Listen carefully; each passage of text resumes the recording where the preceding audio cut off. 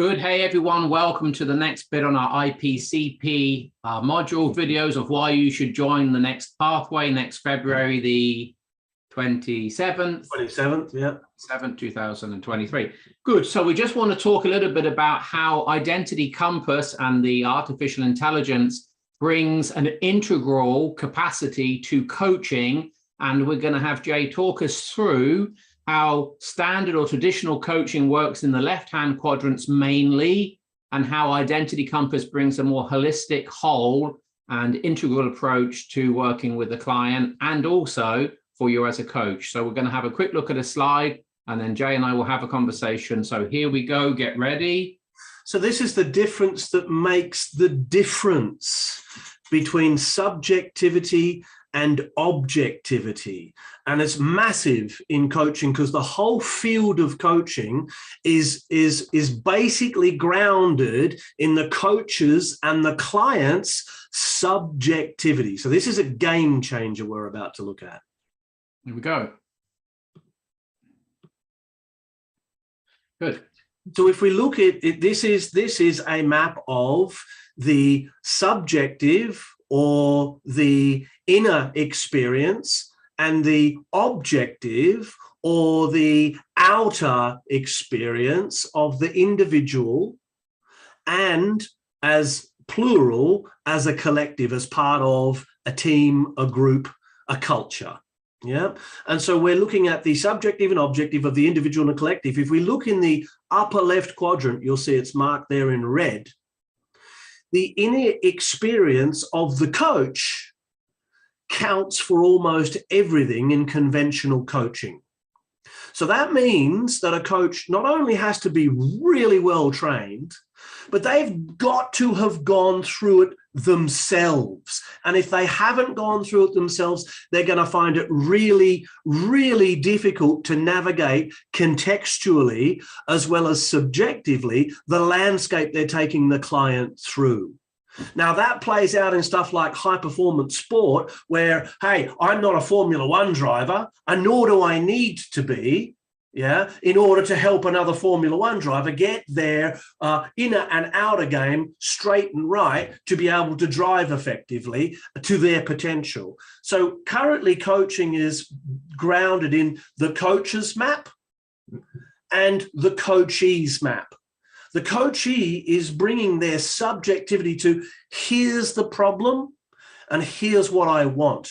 The coach then says, well, given what you want and given the problem that I am hearing subjectively behind that problem is X. Oh, well, that kind of makes sense. And it all begins to land and they might work their way through it and it might be actually pretty useful.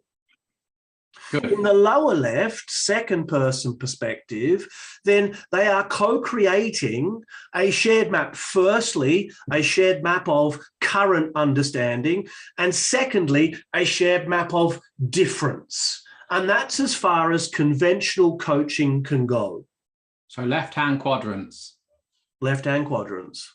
Okay, so that's like traditional coaching, even developmental coaching, right? When you're just, what you're saying is the coach subjective experience and the client's subjective experience are interacting to the coaching session.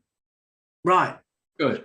Holistically. And the big problem with that is that the coach doesn't have any context. So they're going to only rely on what the client's bringing to the process, which of course is going to be limited to what the client thinks is important. And this is the difference that makes the difference. We need to turn that subject into object. So we need something or someone or a process or a system to help us do that, to help us take a mind dump of the client and make it objective. Good. So how does Identity Compass make this a more integrally informed coaching session in the right hands? Well, it does that. It turns subject into object by asking a series of forced answer questions. It's not a nice test to do because it's forcing you into answering questions and then throwing up different questions based on what it's forcing you into answering.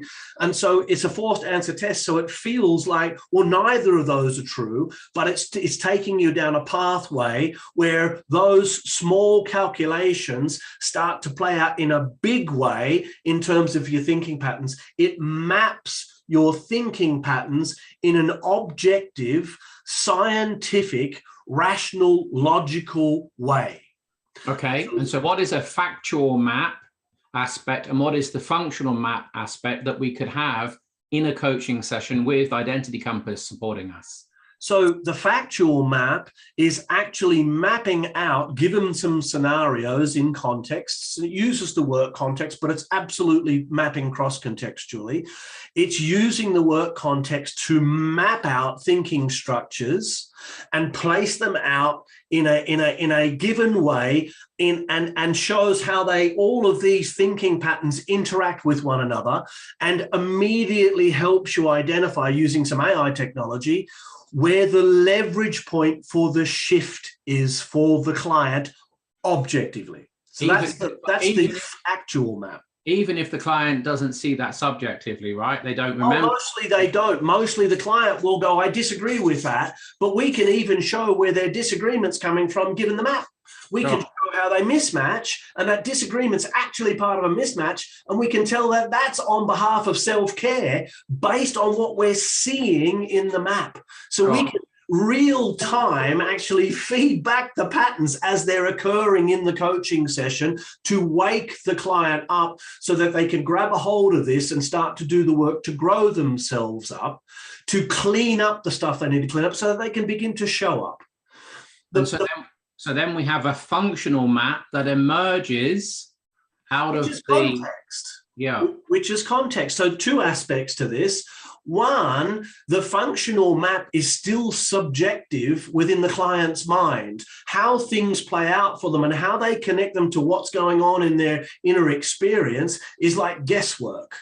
Yeah. Sure. With the functional map, we can bring context in and we can look at work, we can look at personal, we can look at primary relationships, we can look at children, we can look at parents, we can look at community, we can look at all of those aspects and ask, how does this play out for you in this context, to start to get an understanding of what's cross-contextual and what's actually contextual. That means that they can shift between their thinking between contexts, which means they have more flexibility in the lower right component, or less flexibility, telling us how rigid their thinking patterns are. Good. So let's summarize this with a couple of questions for you. So you've been coaching for a few years and you're an averagely good coach. Just give me a moment to relax my face. And so given that, what would you be happy to go on coaching people, knowing Identity Compass is in the world and not have access to it? What difference has it made to you as an experienced coach, 15 years of coaching? Yeah. What difference can you see and benefit has Identity Compass brought to your actual corporate coaching? Has shown me that I've been guessing up until I got a hold of the Identity Compass. It's shown me that my guessing is fairly accurate, yet, because I'm a human being, actually quite limited. And so would I coach without it now? Absolutely not. I mean, I'm literally flying with one arm and one eye. And so, it's to really get to the level I need to get to genuinely find the leverage point with the client, the Identity Compass just adds far too much value for me to guess any longer. And it's from their perspective, right? I've had a client go, I don't agree. And I've said to the client, it wasn't me who filled in your Identity Compass, it was you. So I'm not saying this, actually you are. You're disagreeing and taking a polar response against yourself. And then I said, let's look at the Identity Compass and see how that actually works out. And we found 6 key driver cognitive intentions that fit that pattern. And the moment the client saw it, the client literally went bright red and said, I feel more seen and more understood than any other conversation I've ever had with anybody to this point. I have not understood why I'm getting the responses I'm getting, and now I'm starting to understand why they happen the way they happen. And what percentage would you say that's Jay Headley's capacity, and what percentage would you say that Identity Compass has informed in that session? Well, part of my capacity is to take in and make meaning with the client out of the identity compass. So I'm going to go 60-40, but that 40% is the difference that makes the difference. And what's the 40%? That is the difference that makes the difference. The 40% is the identity compass. The 60% is all of the grounded learnings and understanding how the identity compass needs to be read and translated with the client's help. Does a coach to coach the way you've just talked to need to be an excellent, outstanding, well-experienced coach to be able to use identity compass in that way? They need to have that experience. They need to learn it. But what the identity compass will do is it will train them how to learn it in an accelerated way. So instead of it taking 5 years to become an extremely experienced, well-honed, well-rounded coach, having done the work on yourself, we'll cut that down to 2 or 3. Sure. Anything else? Come and look at the program. If you haven't had a chat with us, book a chat, get on the program. If you want to coach at the next level, this is the process and the tool that is going to take you there. Good. Catch you next time.